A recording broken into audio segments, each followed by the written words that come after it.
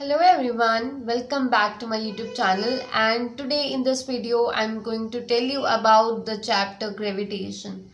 I'm giving you the detailed knowledge of this chapter so that you can completely understand the concept of this chapter gravitation. Okay, so first of all ये हमारा topic क्या है पहले. What do you mean by the geocentric theory of the planetary motion? तो ये theory क्या कहती है, कहते हैं all the heavenly body like sun, stars, planet and moon etcetera are moving around the earth which is stationary. ये theory क्या बोलती है कि बहुत जो भी हेवनली बॉडीज हैं जैसे सन, स्टार, प्लैनेट, मून, ये क्या कर रही हैं, अर्थ के अराउंड रिवॉल्व कर रही हैं, रोटेट कर रही हैं. और अर्थ को इन्होंने क्या बोला है कि वो क्या स्टेशनरी है. स्टेशनरी यानी कि वो रुकी हुई है, अर्थ रुकी हुई है, एंड हेवनली बॉडीज उनके अराउंड क्या कर रहे हैं, रिवॉल्व कर रहे हैं. अंडरस्टैंड. आगे है ये प्लैनेटरी मोशन के कैपलर ने 3 लॉज बताए. कैपलर ने 3 लॉज बताए. उनके पहला लॉ है कैपलर फर्स्ट लॉ, जिनको हम बोलते हैं लॉ ऑफ ऑर्बिट. ये वाले लॉ में कैपलर ने क्या बताया, कहता each planet revolve around the sun in an elliptical orbit. कहते हर एक प्लैनेट, ईच प्लैनेट किन के अराउंड रिवॉल्व कर रहा है, सन के अराउंड रिवॉल्व कर रहा है इन एन इलिप्टिकल ऑर्बिट. वर्ड अब यहाँ पे सर्कुलर वर्ड नहीं है, इलिप्टिकल है. सर्कुलर होता है गोल, इलिप्टिकल होता है ओवल शेप में. जैसे एग होता है ना ओवल शेप में, ऐसे ही जैसे ये मैंने डायग्राम बनाई है कि सन है और ये प्लैनेट्स हैं, ये कैसे मूव कर रहे हैं, कैसे रोटेट कर रहे हैं इन द इलिप्टिकल ऑर्बिट, यानी कि ये ओवल ऑर्बिट में रोटेट कर रहे हैं. अंडरस्टैंड. नेक्स्ट लॉ है कैपलर का लॉ ऑफ एरिया, जिनको क्या बोलते हैं, लॉ ऑफ एरिया भी बोलते हैं. और इन्होंने क्या बताया इसमें कि line joining a planet to the sun. अब पहले डायग्राम में देखो, यहाँ मैंने क्या मेंशन करा हुआ है, सन बनाया हुआ है और ये प्लैनेट्स किन के अराउंड रिवॉल्व कर रहे हैं, सन के अराउंड रिवॉल्व कर रहे हैं इन द इलिप्टिकल ऑर्बिट, जैसे कि हमने पहले लॉ में पढ़ा. और इस लॉ में क्या मॉडिफिकेशन करके बताया उन्होंने, कहते हैं जो लाइन ज्वाइन करी हुई है हमने किन किन के बीच में, प्लैनेट और सन के बीच में जो लाइन ज्वाइन करी हुई है वो क्या कर रही है, इक्वल एरिया कवर कर रही है. स्वीप आउट मतलब कवर करना. क्या कवर अप कर रही है, इक्वल एरिया कवर कर रही है in the equal interval of time. Equal time में इक्वल एरिया कवर कर रही है. Okay. Next your कैपलर third law, जिनको हम बोलते हैं law of periods. Okay. Law of periods क्या कहते हैं, the square of the time period of revolution. किनका स्क्वायर करना है, टाइम पीरियड ऑफ रेवोल्यूशन का. टाइम पीरियड ऑफ रेवोल्यूशन को मैंने लिख दिया कैपिटल टी. ठीक है. Square of the time period of the revolution मतलब टी का स्क्वायर किनके डायरेक्टली प्रोपोर्शनल है, cube of the semi major axis के डायरेक्टली प्रोपोर्शनल है, जो कि वो भी इलिप्टिकल ऑर्बिट में रोटेट कर रही है. यानी कि समझ आ गया आपको, टी का स्क्वायर यानी कि टाइम पीरियड ऑफ रेवोल्यूशन, इनका स्क्वायर किनके डायरेक्टली प्रोपोर्शनल है, cube of the semi major axis. Semi major axis को हमने कैपिटल आर लिखो या स्मॉल आर लिखो, it's all up to you. Okay. इनका क्यूब के डायरेक्टली प्रोपोर्शनल है, यहाँ पे डायरेक्टली प्रोपोर्शनल आएगा. अब आप सेमी मेजर एक्सिस को कैपिटल आर लिखो या स्मॉल आर लिखो. ओके. अब जो हमने थर्ड लॉ का बताया मैथमेटिकल एक्सप्रेशन कि टी का स्क्वायर डायरेक्टली प्रोपोर्शनल है टू द आर की क्यूब के, अब ये हम डिराइव करके आपको दिखाएंगे. ओके. कि आया कहाँ से. अब देखो ये टॉपिक में ऊपर जो आप थ्योरेटिकल पार्ट लिखते हो कि G is a gravitational constant, capital M is a mass of one body and small m is a mass of another body, ये आप अपने आप लिखना. मैं मेन टॉपिक आपको कवर अप कर रही हूँ. ओके. आप स्टार्टिंग में क्या लिखोगे कि gravitational force is equal to the centripetal force. अब कोई भी प्लैनेट्स रिवॉल्व कर रहे हैं सन के अराउंड, तो उन पे कौन सी फोर्स लग रही है, सेंट्रीपिटल. एंड ग्रेविटेशनल तो लग ही रही है. ठीक है. तो इनको आपने क्या कर दोगे, इक्वेट कर दोगे. तो ग्रेविटेशनल का फोर्स का फॉर्मूला क्या होता है, G M M upon R का स्क्वायर. जी क्या है, ग्रेविटेशनल कांस्टेंट है. कैपिटल एम क्या है, एक बॉडी, क्योंकि एम एम अपॉन आर की स्क्वायर. ओके. आगे सेंट्रीपिटल फोर्स का फॉर्मूला होता है M V square upon R. ठीक है. अब ये आर और आर कैंसिल आउट हो रहा है और ये स्मॉल एम भी कैंसिल आउट हो रहा है. आपके पास क्या रह जाएगा, आपने वी के स्क्वायर की वैल्यू निकालनी है. वी स्क्वायर की वैल्यू क्या आ जाएगी, जी एम अपॉन आर. इसको हमने इक्वेशन नंबर 1 का नेम दे दिया. अगर आपने ये स्क्वायर हटा के उधर रूट लगाना है, वो भी ओके है, बट हमने आगे जो करेंगे ना उसमें वी के स्क्वायर की वैल्यू चाहिए, तो हम यहाँ तक ही निकाल करेंगे। ओके, आगे यू नो कि time period of the revolution क्या होता है। कोई भी टाइम आप निकालते हैं कि स्पीड का फॉर्मूला क्या होता है, डिस्टेंस अपॉन टाइम होता है स्पीड का। तो आपने क्या निकालना है, टाइम का निकालना है। तो टाइम का फॉर्मूला क्या हो जाएगा, डिस्टेंस अपॉन स्पीड। ओके, कोई भी बॉडी इलिप्टिकल ऑर्बिट में रोटेट कर रही है, सर्कुलर में आप यहाँ पे मान लोगे कि सर्कुलर ऑर्बिट में रोटेट कर रही है, तो आप डिस्टेंस की जो वैल्यू लोगे उसका सर्कमफ्रेंस होगा।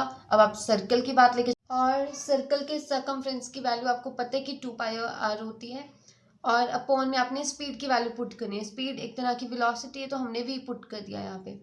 ठीक है, अब आपने क्या निकालना है, वी की वैल्यू निकालनी है। वी उधर आप मल्टीप्लाई में ले गए, ये टर्म बन गई। अब आप यहाँ से वी निकालोगे तो 2πr/t। यहाँ तक ओके है। अब ये जो आपने वी की वैल्यू निकाली इक्वेशन नंबर 1 में पुट कर दोगे। ठीक है, यहाँ पे पुट करो ये वी की वैल्यू इक्वेशन नंबर 1 में। तो यहाँ पे वी की वैल्यू क्या है, 2πr/t। यहाँ पे पुट कर दो 2πr/t का whole square equal to gm/r।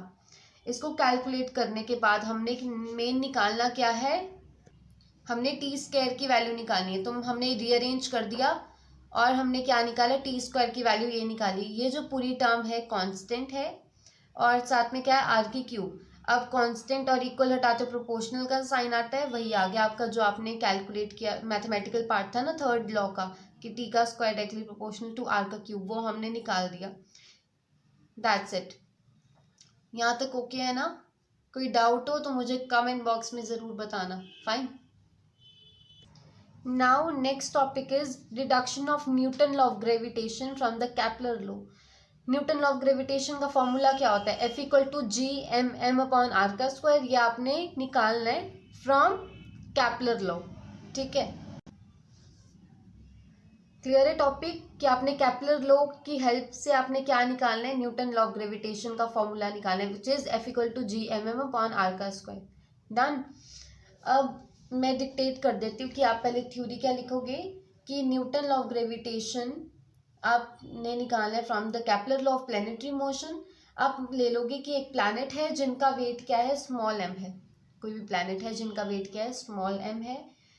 Capital T आगे यूज करेंगे, बस इंट्रोडक्शन दी हुई है कि यहाँ पे m जो हमने लिखा है, r जो लिखा है, ओमेगा लिखा है, वो है क्या। ठीक है, m क्या है, प्लैनेट के मास का मास है स्मॉल m, और कैपिटल टी क्या, टाइम पीरियड ऑफ रेवोल्यूशन है of planet around the sun, and जिनका रेडियस कितना, स्मॉल आर दैट मीन्स क्या है, रेडियस है। और ओमेगा क्या है, यहाँ पे एंगुलर वेलोसिटी है।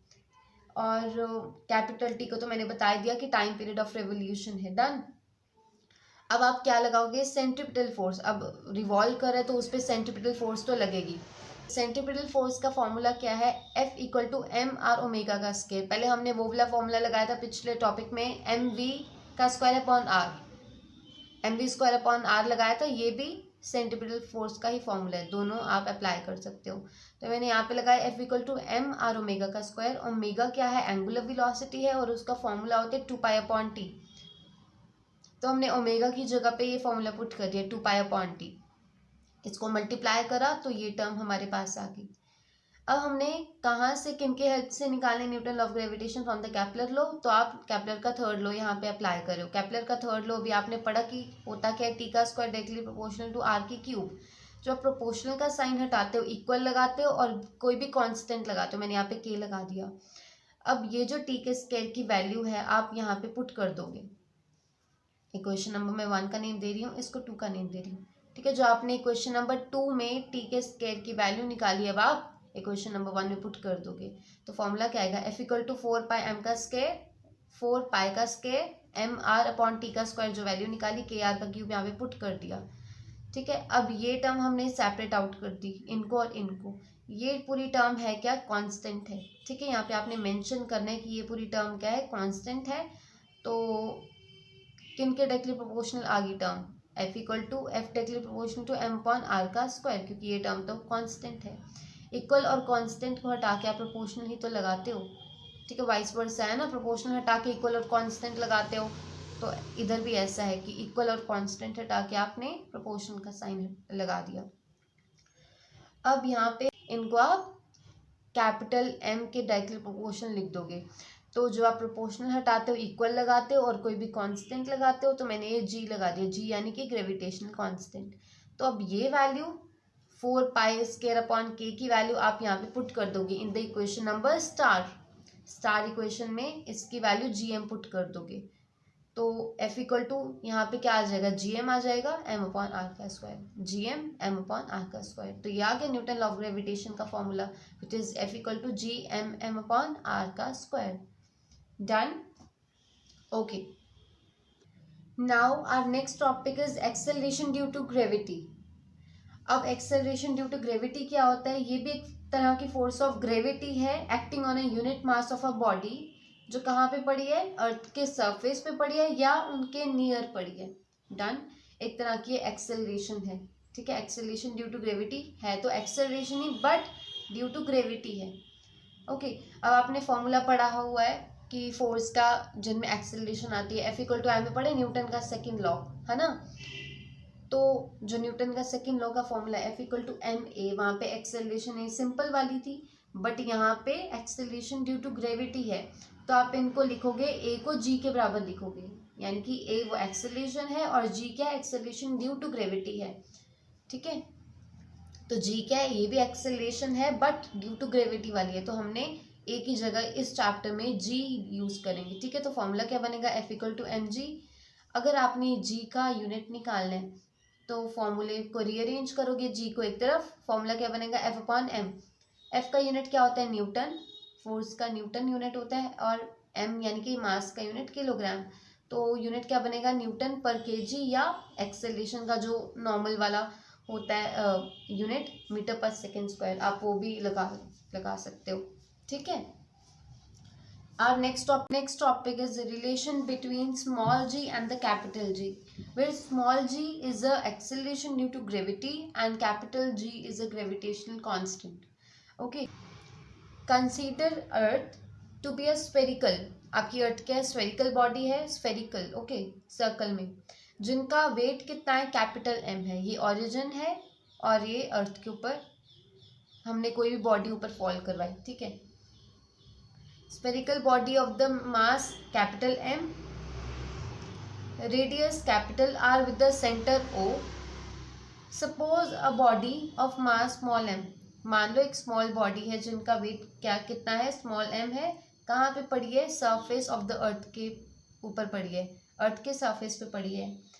कहते हैं where g is acceleration due to gravity. अब आपने कोई भी चीज़ ऊपर की ओर फॉल करवाई, वो कहाँ पे आएगी, डाउनवर्ड आएगी, because acceleration due to gravity.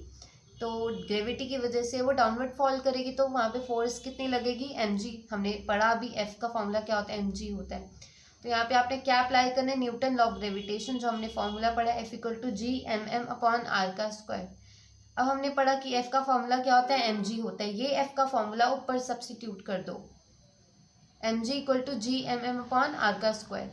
Small G की वैल्यू आपके पास आ जाएगी कैपिटल जी